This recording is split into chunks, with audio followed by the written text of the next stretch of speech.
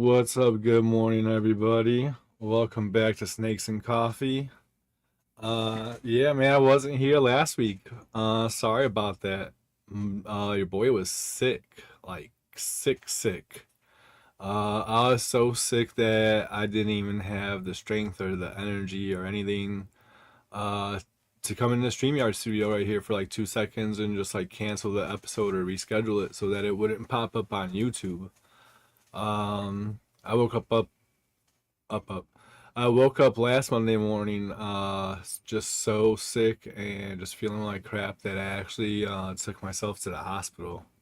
And it was a good thing that I did actually. I had strep, I had a high fever, and in the midst of all that, or because of all that, I ended up with like a abscess in my throat, and it was basically just like swallowing the infection and making myself sicker and sicker by the minute, literally.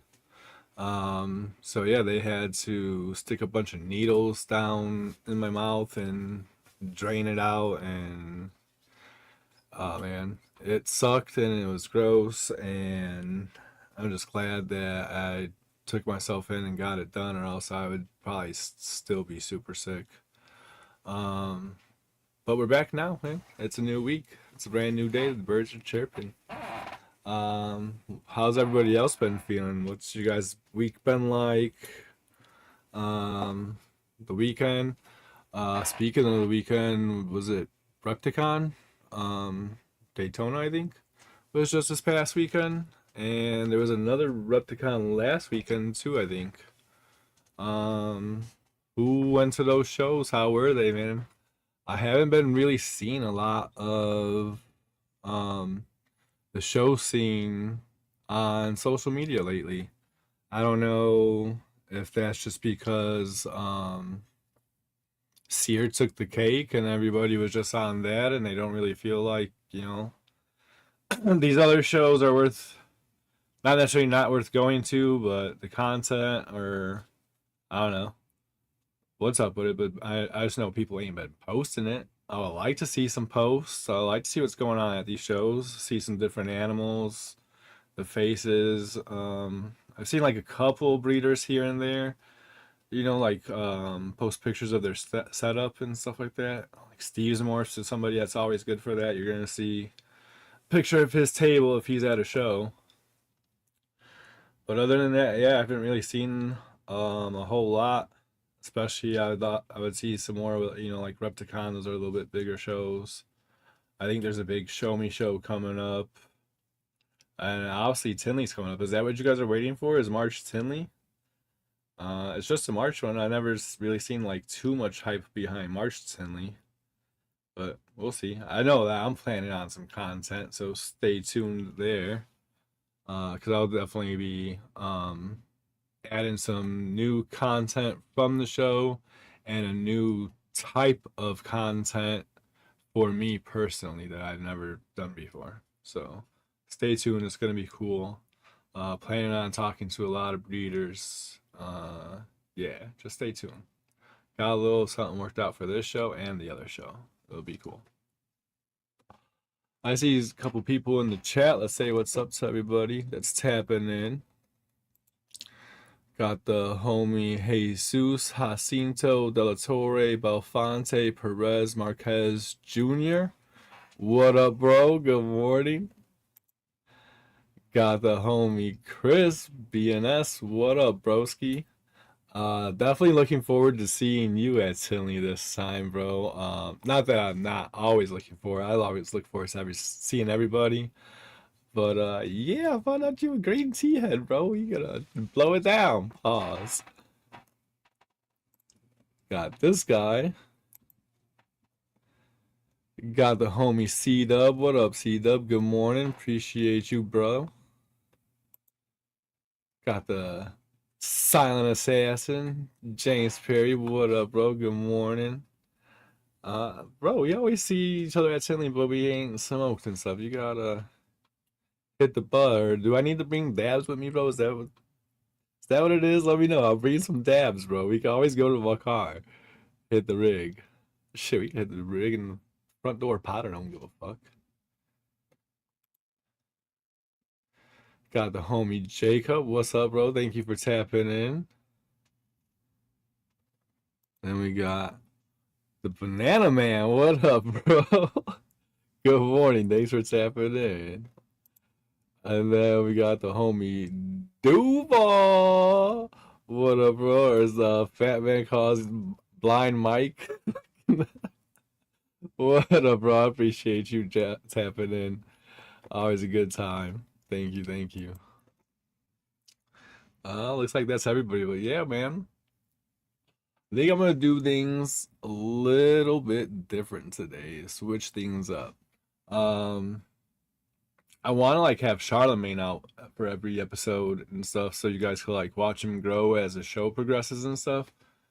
But he just been slamming food and going up on like his prey size and stuff. So he's been shedding a lot. Like every other week, he's like in shed or blue like I tell you he's about to shed or just not really wanting to be bothered doing the tail flick thing and shit like that. So I don't want to like force him too much, especially not if he's in shed. Like if he's not in shed, I'll pull him out and stuff. Pause, but yeah, he's just been growing, so just letting him do his thing.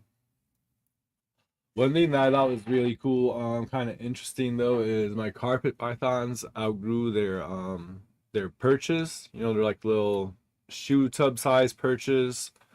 And yeah, they outgrew them, so I put them in the enclosure for the king snake and stuff. I seen like a post somewhere saying that, even though they're burrowing snakes, that they appreciate like stuff to climb on sometimes or whatever. So I put the perch in there in his enclosure, and since I did that, he's actually been up there on the like little perch thing more than he's been burrowed or in his hide or anything like that. So I thought that was kind of interesting. Got a couple more people tapping in. We got the homie Batter Up. What up, bro? Appreciate you being here. And we got the homie AJ. What up, bro? Good morning, good morning. I know you're just waking up. Probably still in bed, so I definitely appreciate you tapping in. Starting your morning out with me. Got the homie Tommy. What up, bro? Another green tea head. Hell yeah. Appreciate you tapping in, bro. We gotta get you on the show one day, bro. What are you doing on 420? Not that you can't tap in before that, but 420, bro. I need you here. I'm planning a big episode for this show for 420. I want all the green tea people on it. So tap in. I'm gonna hit you up later. But speaking of the homie Aaron, number 3, shout out to the sponsor. The homie's got big things going on. Yeah, check that out. The homie Aaron number 3, Batter Up Balls, is gonna be vending his first Tinley show coming up here in a couple weeks. That's super huge. We're super excited for him. Aaron number 3, some of you guys might have seen him before. He's vended, it's not his first NARBC show. He has vended the St. Louis show. I think he's a regular on that one now. He was vending the Schaumburg show. Not really too sure what happened to the Schaumburg show this year. There's a lot of different things in the air as to why there isn't a Schaumburg show this year, so really the only person that knows the real answer to that is Potter, right? So I ain't really gonna speak on it too much because I don't know. Only he knows. But anyways, yeah. Shout out to Aaron. He's gonna be vending this show, March Tinley. Somebody wasn't able to make it, so he got their table. But that's a big deal, right? Because showing up to the show, showing your face, showing the people what you got, things like that. That's what puts your foot in the door to get higher on that list to where, that becomes your permanent spot. That becomes your table at Tinley, and you get invited back year after year or show after show. to do that show. That's the biggest show in the reptile show circuit is to me. Sear is on that ass though. Yeah, Bavu doing his thing. He's on that ass. Sear is definitely on its way to becoming the big show. But currently, as it stands, Tinley is the Super Bowl of reptile shows. I know that leans more towards the October show, not so much the March show. But the March show is really cool in my opinion because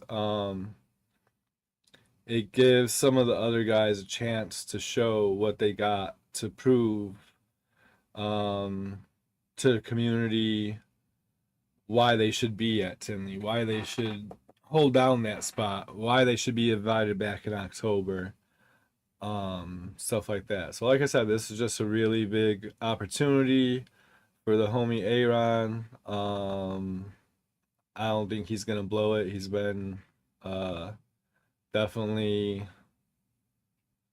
doing the right thing the past year or two.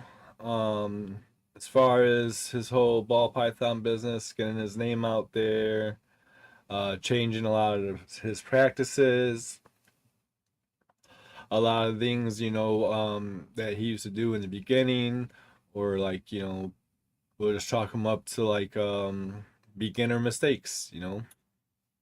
Everybody makes them, maybe not the same ones, but some people just do things differently and stuff like that. But the important part is that he's been able to learn and to grow off of those things, and to just keep using that to push himself forwards, and just become a better breeder, better keeper, better salesman, better face of social media, face for his brand, things like that. So definitely shout out to the homie Aaron. If you guys aren't already following him, you're sleeping. Go follow him on all social medias at Batter Up Balls. He's on Facebook, Instagram. I believe he started up a YouTube channel. Go check him out there. Then definitely, obviously, go follow him in Morph Market, Show Me Marketplace, Palm Street. Anywhere that reptiles are, you're gonna find the homie Aaron. And that's how you do it, man. That's why he is doing what he's doing now. And becoming the voice of the 217. Yeah. Another 217 breeder, if you guys didn't know that. He is down from where I came from Amish Town. Aaron number 3 actually was the first breeder that I bought a snake from. Outside of like a pet shop or anything. He's like the first breeder I bought a snake from. And then he introduced me to Naughty Balls Nate, and then it was just, history from there for me, basically. So shout out to Aaron, because I might not even be right here right now if it wasn't for him. Straight up.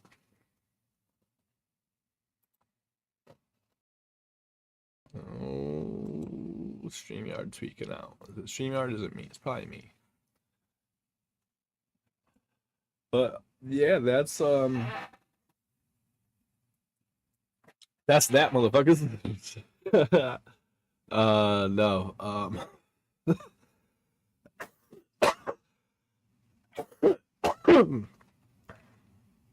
Definitely proud of the homie Aaron, because he's, like I said, he's come a long way in the last like 2 or 3 years and just changed up a lot of things. A lot of his practices and shit like that. That's cool.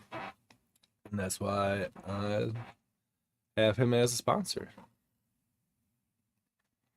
Like I said, I'm gonna do things a little bit differently. Before I get into a coffee close-up, let's do that motherfucking news.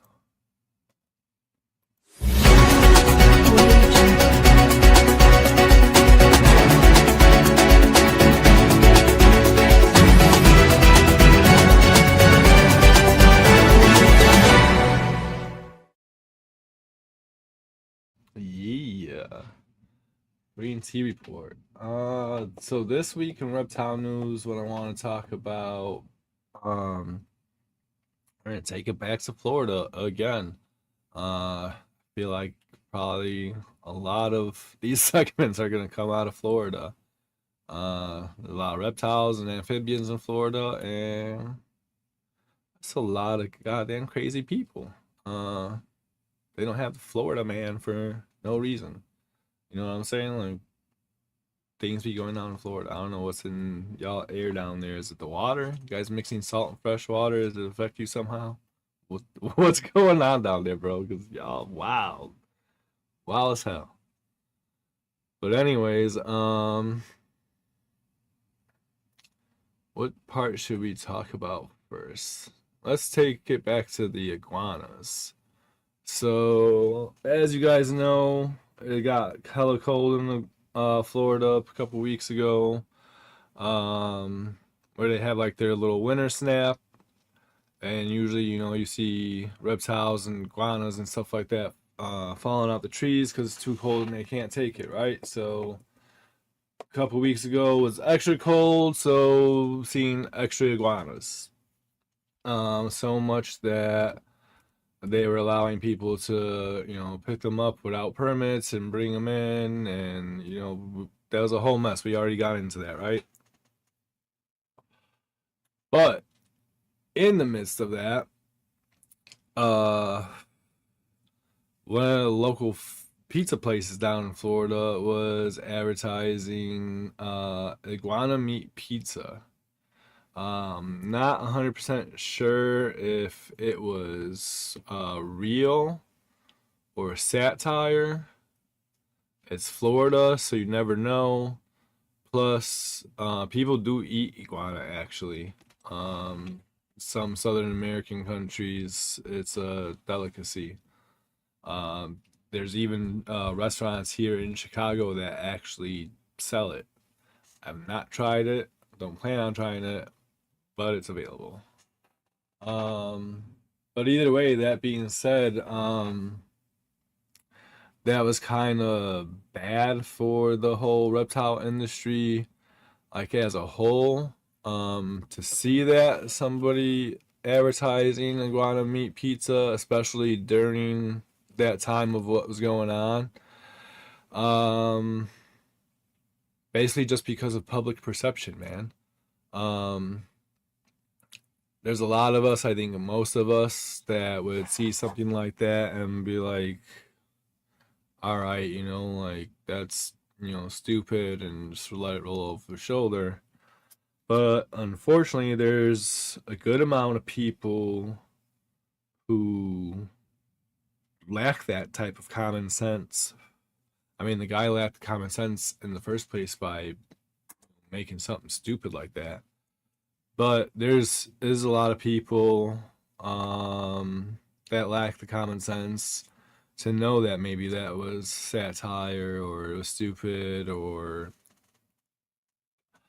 this or that. And then you have the super caring people on top of that who may or may not also lack common sense, but they get all um crazy butthurt, and they're the ones that start lobbying for change even though they have no clue what they're talking about.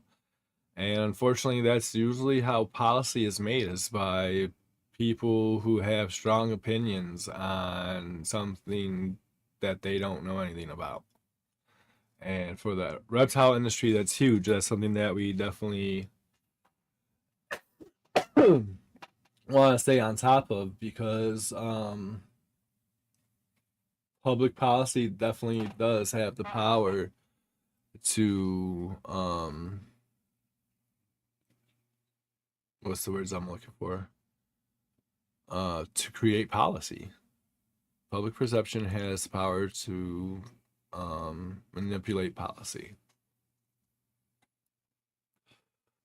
So that's something, especially in the reptile keeping industry, we always want to be mindful of, do the best practices, stuff like that. Not let stories like this happen, and the word get um any play in like social media, and the more the story is shared, the more people see it outside the industry too, and then like I said, that changes public perception and that changes policy. um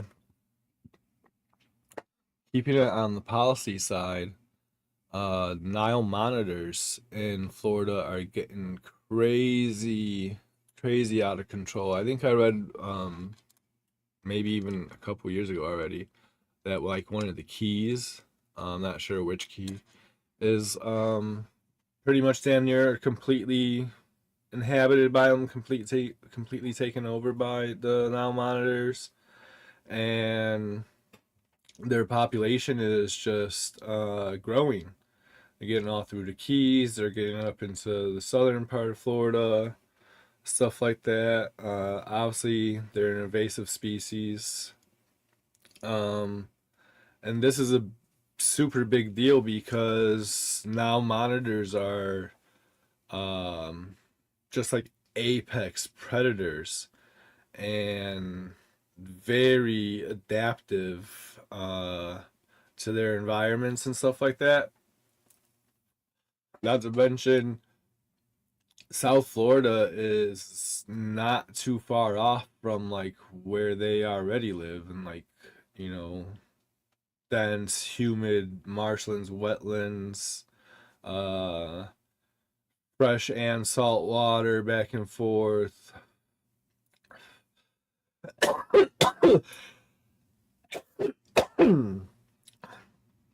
They can swim really good. They can even like hold their breath for like 15-20 minutes underwater.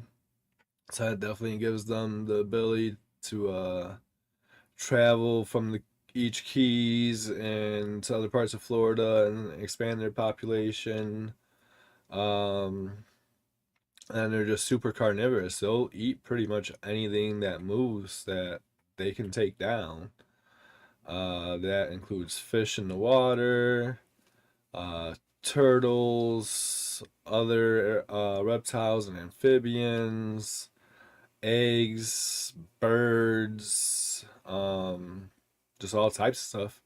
And especially for Florida, some of the species of stuff that they eat, especially like say the sea turtles and their eggs and stuff like that, a lot of these species are already endangered in the first place. So then we don't need like millions of Nile monitors coming in there and eating these animals, the population that is there, or eating their young and their eggs and their babies and stuff like that, and just really giving them no chance to survive.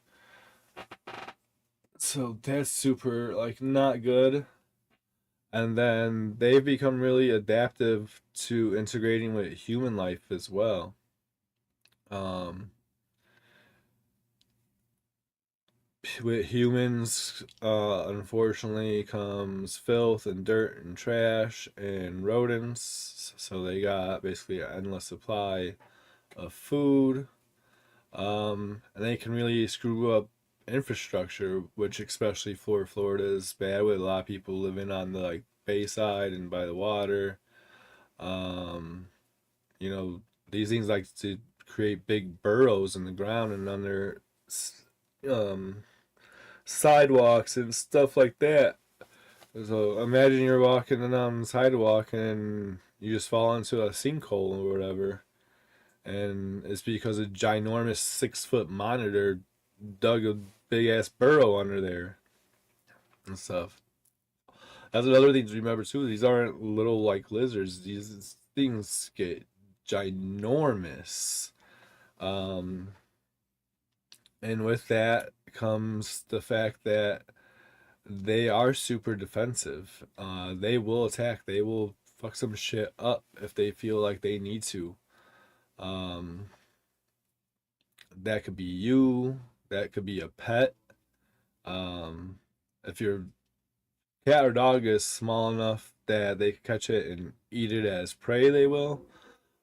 But even if it's like a, say, a bigger dog, and he goes missing with a big Nile monitor, might be too big for them to be lunch, but if they throw down and fight, the monitor is gonna win and he's gonna kill your dog. Um, Even if they don't kill your dog or take them down, or they bite you, they got a lot of nasty bacteria and stuff like that in their saliva that could really make you or your pets sick.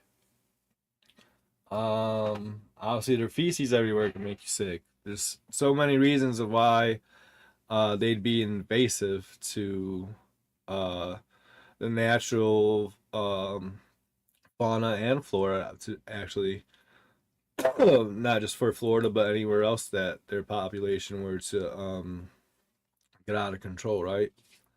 So that's another thing for the industry to keep an eye on.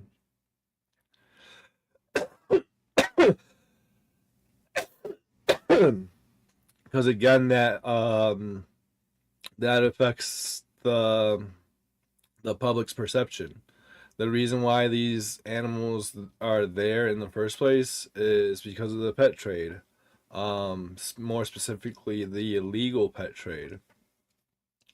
Sometimes so many of them are brought in that they don't have the means to get rid of as many as they brought in. Sometimes they're dumped for so cheap, so many people pick them up and then can't keep them as pets the way they thought they'd be able to, so they get released into the wild. Just all this, we know all the reasons of how they get there and stuff like that. But again, that looks bad for the hobby in general because the public's perception, ignorance is bliss.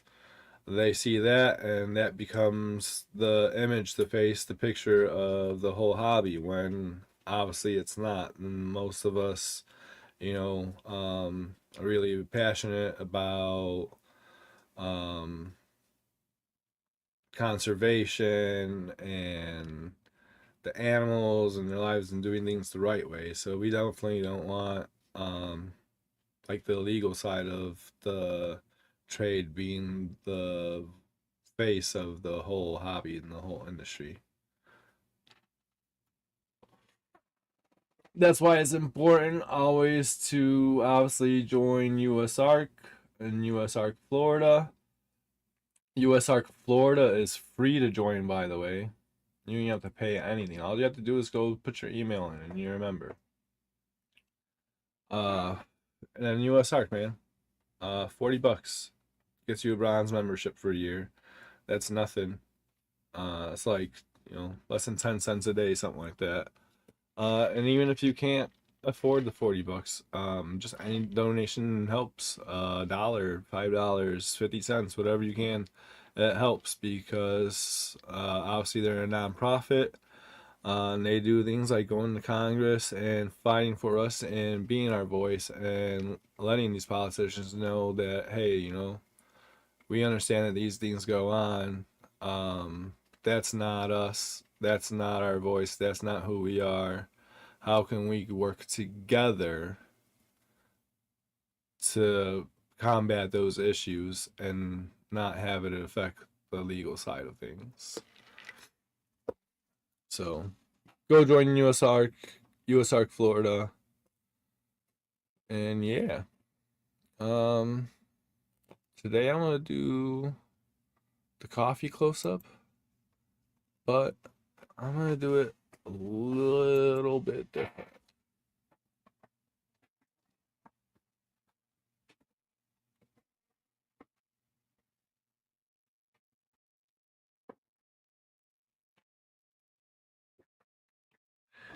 Today's coffee close up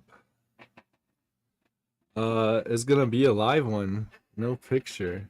It's gonna go out to me and to F and A, to Fred and AJ. Um, I picked this up.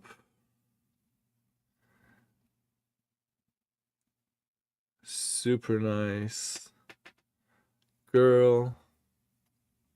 Um, you guys don't know, we had the auction for Bosa last weekend. And your boy picked up those F&A credits and combined them with the credits I had.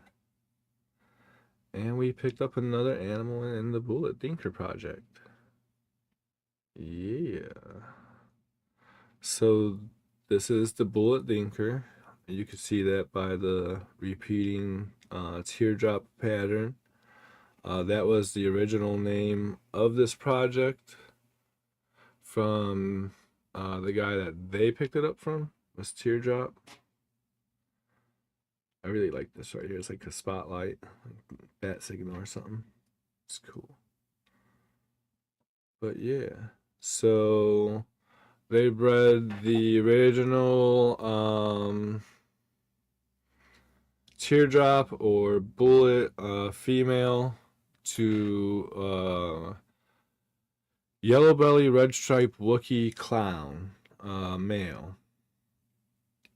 So I'm thinking this is Bullet, Wookiee, probable Yellow Belly. Could be the red stripe based on the color in the dorsal there. Not 100% sure. I think that the Bullet has potential to be a color morph just from what I've seen, how it looks in pastel with the boy that I got. So could be something going on there. Definitely is going to be something fun to figure out. Yeah, I'm going to be sending in full panel shed tests on both of them sometime soon, just to be sure exactly what's there, what's not there.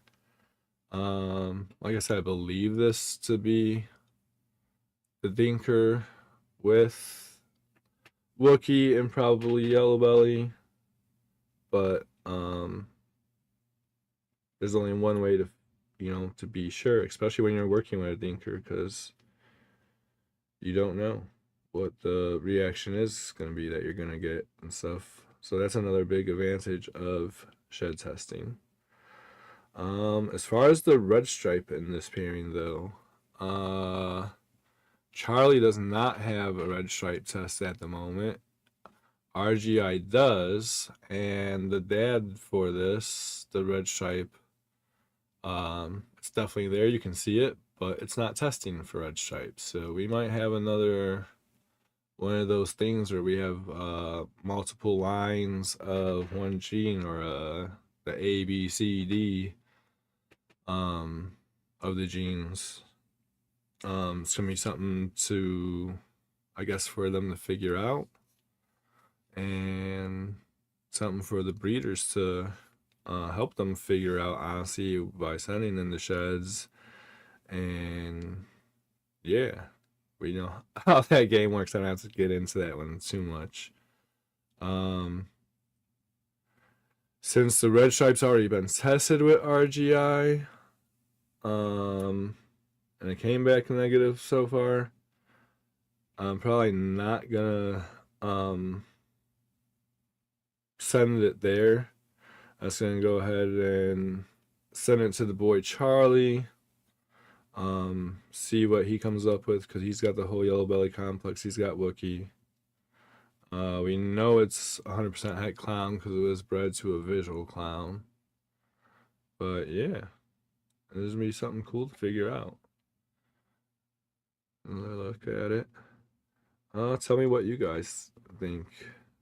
You see Wookiee, you see red stripe, see yellow belly. I definitely see yellow belly, like with the flaming and the popcorn, but that could be the Wookiee, that could be the red stripe. Don't know, right? I definitely don't think it's coming from the Dinker. It's not something that I've seen so far in it. If you guys go on F&A's page, or if you go, they have a Bullet Dinker page. You can see some more of the animals from this pairing. There's some on there that I think are, like just the Dinker Yellow Belly and stuff like that. So I like to go on there and look at those and just make comparisons.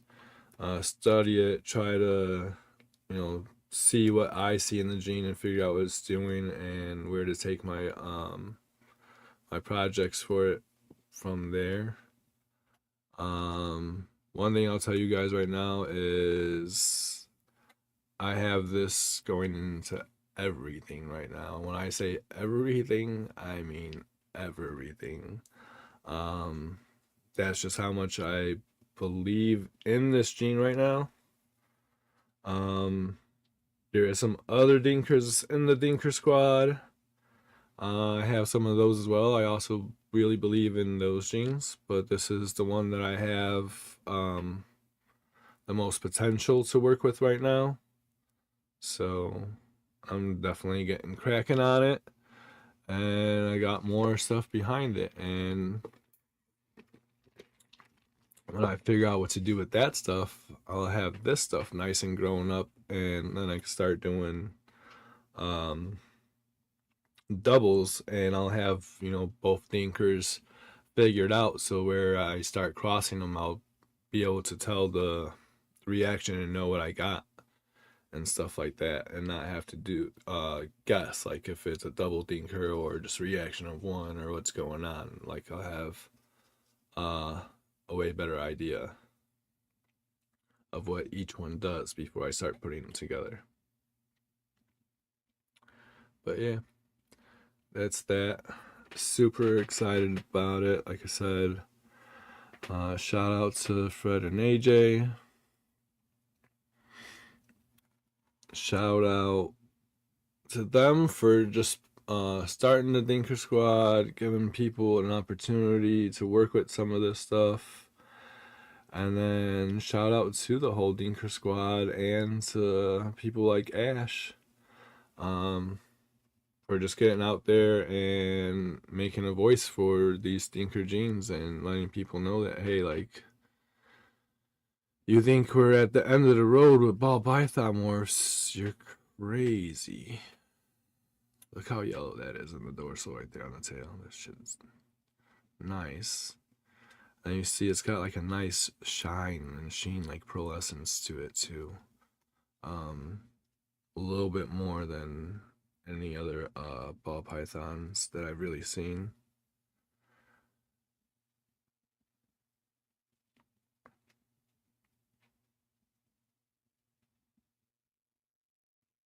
But yeah, that's the bullet gene. Like I said, go check it out on FNA Bullet Dinker page on Instagram. You'll be able to see a little bit more of it and what it looks like, and some combos that have been made so far. And then everybody that's working it is, gonna keep tagging their pictures of stuff that they make to that page. So we'll be able to see the progression of the gene all right there in one place, which I think is cool. I'm gonna go put her away. Y'all didn't see that.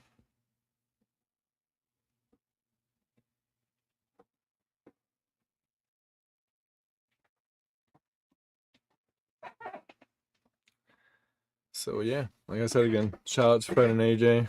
Appreciate you guys. Thank you. Fucking Snake is badass. Definitely got big things coming up in the future. It's gonna be cool. Speaking of which, if you're in the Dinker Squad and you're already working Bullet, or if you want to work with Bullet, definitely be hitting me up this season. Because like I said, I got to go into everything.